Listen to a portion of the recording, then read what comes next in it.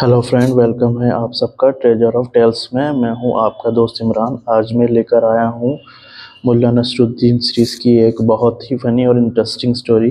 हमेशा की तरह फ्रेंड्स, इस स्टोरी में आने वाले सारे सेंटेंस को हम अच्छे से ट्रांसलेट करेंगे और हर सेंटेंस की पार्ट्स ऑफ स्पीच को भी अच्छे से समझेंगे।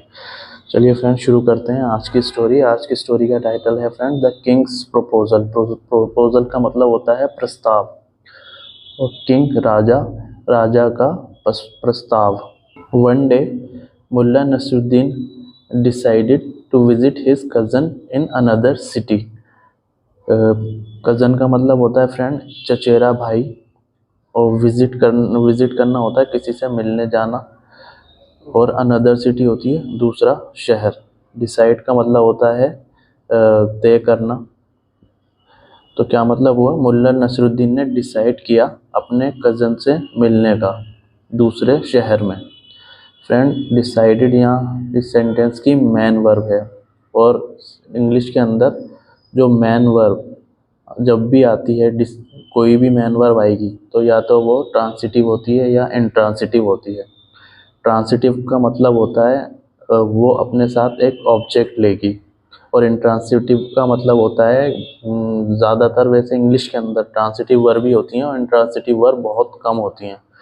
और इंट्रांसिटिव का मतलब होता है कि वो वर्ब अपना साथ कोई ऑब्जेक्ट नहीं लाएगी, लेकिन यहाँ पर ये अपना एक ऑब्जेक्ट लाई है। अगर हम इस सेंटेंस को पढ़ें, मुल्ला नसरुद्दीन डिसाइडेड, ने डिसाइड किया मतलब उनने तय किया, व्हाट क्या करने का। जब भी हमारा जवाब व्हाट और whom से निकलता है तो उस वर्ब का हमें ऑब्जेक्ट मिल जाता है। डिसाइड व्हाट या whom, तो व्हाट से हमारा जवाब आया टू विजिट, मिलने जाना, his cousin in another city. तो फ्रेंड्स, ये जो यहाँ से यहाँ तक है अनदर सिटी तक, ये एक नाउन फ्रेज है और काम कर रहा है यहाँ पर इस वर्ब का ऑब्जेक्ट का। ये पूरा इस वर्ब का ऑब्जेक्ट है यहाँ तक। But when he reached there, reached मतलब पहुँचना, और बट एक कंजक्शन है लेकिन। But when he reach there, लेकिन जब वो वहाँ पहुँचा, the moon was up in the sky. Moon मतलब चाँद, जो चाँद था वो आकाश में ऊपर था। The soldiers guarding the city gates did not allow him to enter the city. Guarding होता है रक्षा करना या पहरा देना। अलाउ होता है किसी को आज्ञा देना या इजाज़त देना।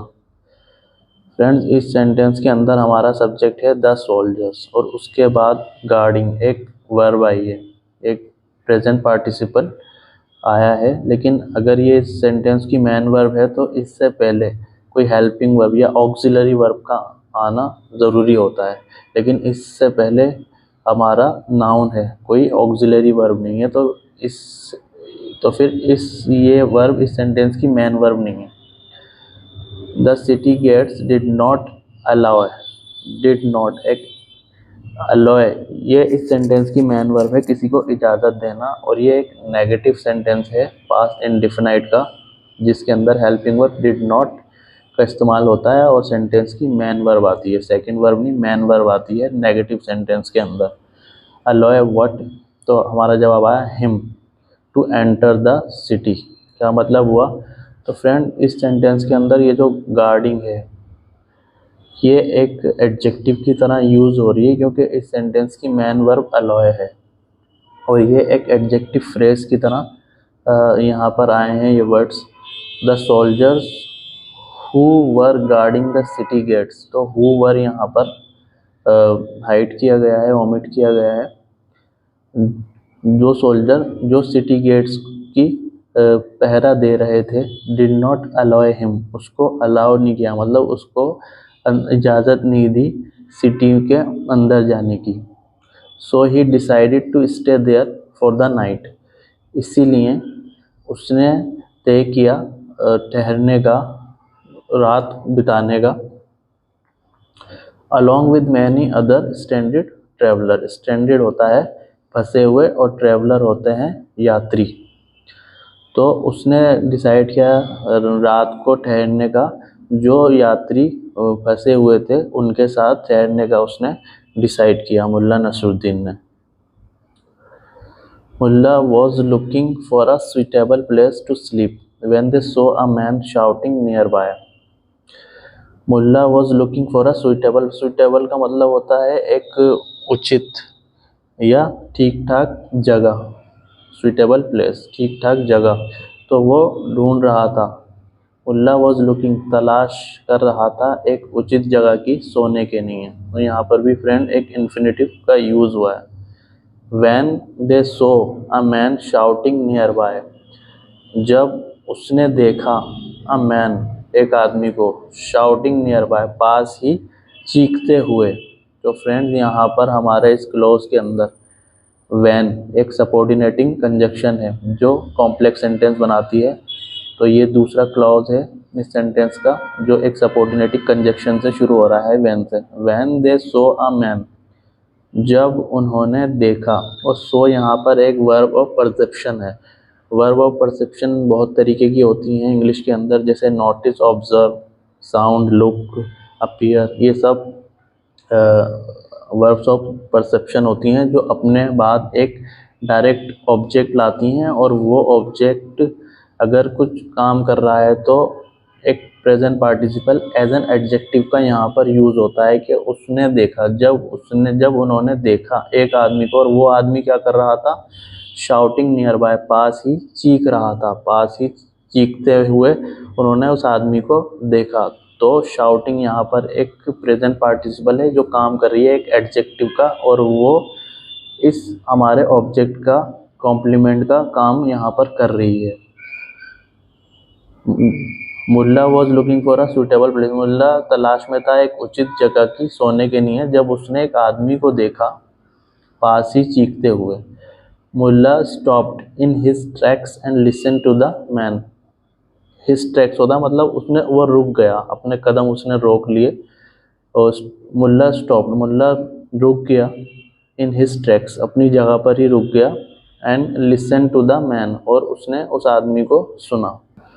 ही वॉज शाउटिंग, वो चीख रहा था। पास्ट कंटिन्यूस का सेंटेंस है, एक अफर्मेटिव सब्जेक्ट, हमारे हेल्पिंग वर्ब, ऑक्सिलरी वर्ब भी इसको कहा जाता है, और मैन वर्ब शाउटिंग, चीखना।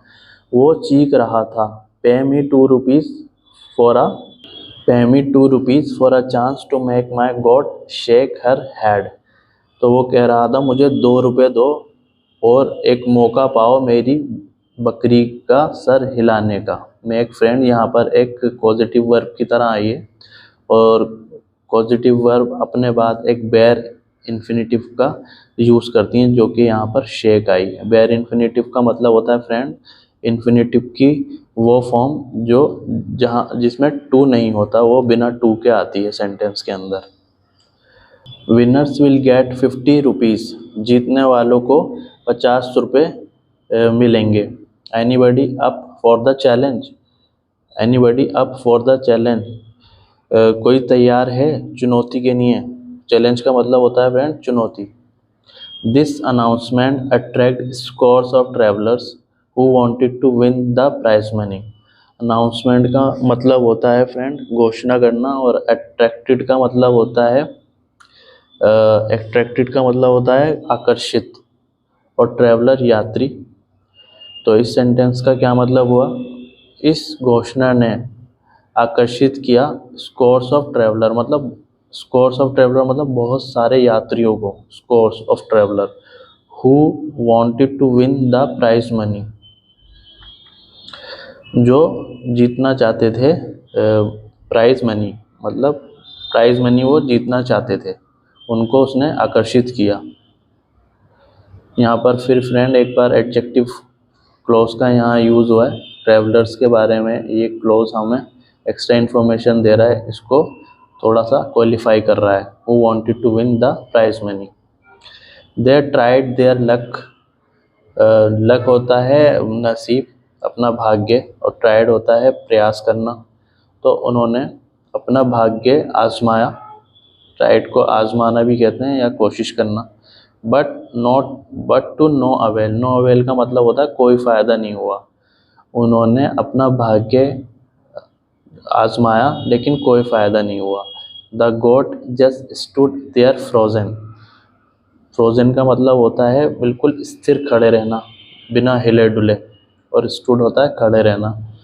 तो the goat just stood there frozen, जो बकरी थी वहाँ खड़ी हुई थी बिना हिले डुले। Probably shocked. प्रोबेबली का मतलब होता है संभावना से, मुमकिन है या शायद। शॉक्ड होता है हैरान होना। At the crowd of greedy people. Greedy होता है लालची लोग। गैदर्ड होता है इकट्ठे हुए वे, और अराउंड उसके चारों तरफ या आसपास। क्या मतलब हुआ फ्रेंड इस सेंटेंस का? जो बकरी थी वो खड़ी हुई थी बिना हिले डुले। तो क्या मतलब हुआ फ्रेंड इस सेंटेंस का? The goat just stood there frozen, मतलब वो जो बकरी थी वो खड़ी हुई थी वहाँ बिना हिले डुले। प्रोबेबली शॉक्ड मतलब संभावना थी कि वो हैरान थी। किस पर हैरान थी? क्राउड ऑफ ग्रीडी पीपल, मतलब एक लालची लोगों की भीड़ पर वो हैरान थी। गैदर्ड अराउंड इट, और यहाँ पर फिर एक बार एक एडजेक्टिव फ्रेज का यूज़ हुआ है जिसके अंदर हु एक कंजक्शन और एक हेल्पिंग वर्ब को ओमिट कर दिया गया है। Who were gathered around it, जो वहाँ इकट्ठे हुए थे उसके पास, उनसे वो हैरान थी, उन लालची लोगों से। Mulla was not one to pass a challenge blindly. क्या मतलब हुआ? मुल्ला उनमें से नहीं था जो किसी भी चुनौती को, ब्लाइंडली होता है फ्रेंड मतलब बिना सोचे समझे उसको टाल दे या उसको मतलब गिव अप कर दे, हार मान ले। तो मुल्ला उन लोगों में से नहीं था वो किसी भी चुनौती को आंख बंद करके हार मान ले। He pushed through the crowd and said to the man. वो पुश थ्रू होता है मतलब धक्का देते हुए, मतलब क्राउड से धक्का देते हुए आया। And said to the man, और उसने उस आदमी से, व्यक्ति से कहा, हेयर हेयर टेक 2 रुपीज़, ये लो 2 रुपये। इट्स माई टर्न पीपल, ये मेरी बारी है लोगों। इट्स एक कॉन्ट्रैक्शन होता है इट इज़ और इट हैज़ का। The crowd Jared at him. Jared का मतलब होता है फ्रेंड किसी की हंसी उड़ाना। तो जो क्राउड था, भीड़ थी, उन्होंने वो उस पर हंसी। जेयर्ड एक फिक्स प्रीपोजिशन लाता है अपने साथ, और मतलब उस क्राउड ने उसकी हंसी उड़ाई। But he took no heed. Heed का मतलब होता है ध्यान न देना, तो उसने ध्यान नहीं दिया। Rubbing his hand together he knelt near the goat. Rubbing his hand together मतलब अपने हाथ, रबिंग होता है मलने के बाद, मतलब अपने हाथ को रगड़ने के बाद। He knelt near the goat, वो knelt का मतलब होता है घुटने टेकना, तो उसने घुटने टेक दिए बकरी के पास।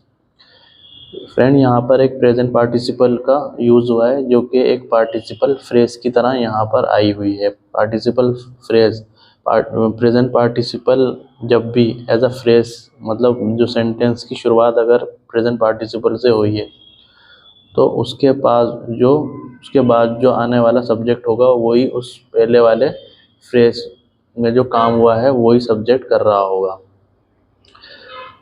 और इन दोनों कामों के बीच में कोई फासला नहीं होगा, मतलब तेज़ी से दोनों काम होते हैं इसमें। रबिंग हिज हैंड्स टुगेदर, अपने हाथों को मलने के बाद, he knelt near the goat, वो गोट के पास घुटने टेक दिए उसने। Then he whispered in her ear, उसके बाद उसने कुछ उसके कान में फुसफुसाया। विस्पर्ड का मतलब होता है फुसफुसाना। The goat which stood motionless until now, वो बकरी जो खड़ी हुई थी, मोशनलेस मतलब बिना हिले डुले अभी तक। अंटिल नाउ, अंटिल यहाँ पर एज अ प्रीपोजिशन की तरह यूज़ हुआ है, कोई कंजक्शन का इस्तेमाल यहाँ पर नहीं हुआ है। अगर कंजक्शन का इस्तेमाल होता तो ये अपने बाद सब्जेक्ट और वर्ब लाती, मतलब दूसरा क्लोज लाती। gave a startle and shook her head violently। startle का मतलब होता है चौंका देना, और shook होता है हिलाना, और violently का मतलब होता है हिंसापूर्वक, मतलब तेजी के साथ। द गोट, अब गोट के बारे में एक्स्ट्रा इन्फॉर्मेशन दी इस क्लोज ने हमें। विच कंजक्शन का यहाँ यूज़ हुआ है, जो मोशनलेस खड़ी थी अब तक, और ये सेंटेंस की मेन वर्ब है। दिया उसने एक स्टार्टल, एक चौंकाने वाला इशारा दिया, मतलब वो चौंक गई। और हिलाया उसने अपना सर, वायलेंटली मतलब हिंसापूर्व, तेजी से हिलाया उसने।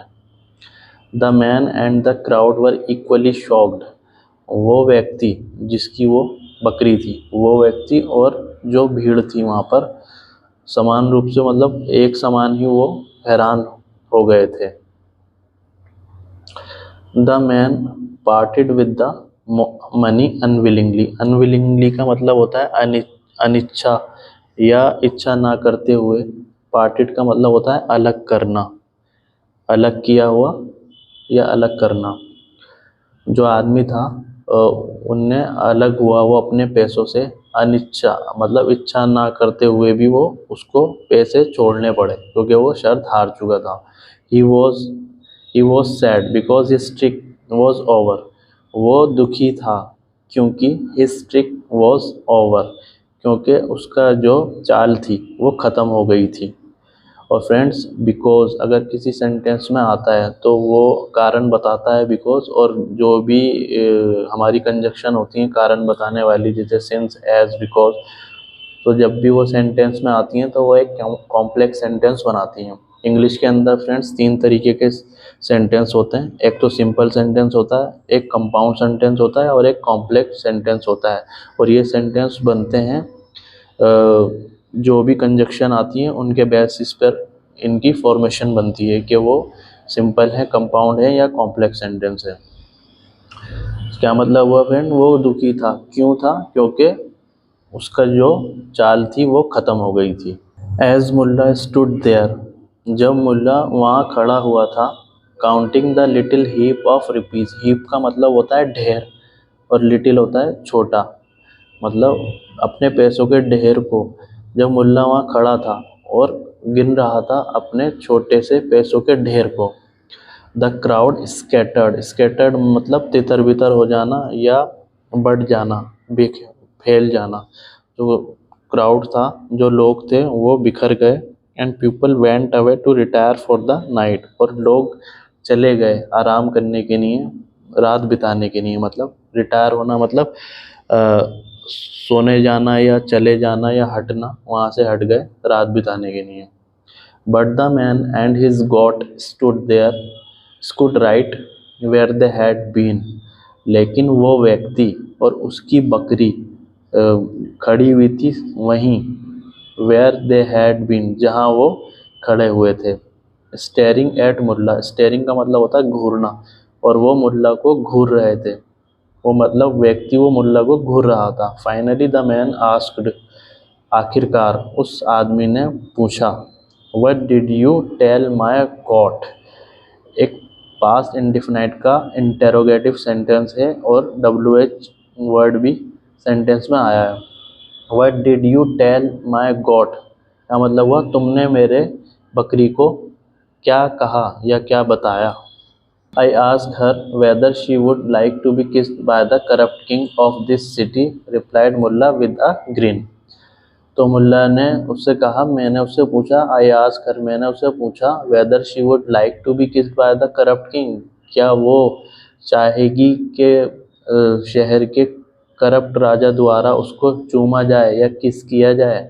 Replied Mulla with a grin, ये मुल्ला ने उसको रिप्लाई किया हंसी के साथ। तो ये थी फ्रेंड आज की स्टोरी।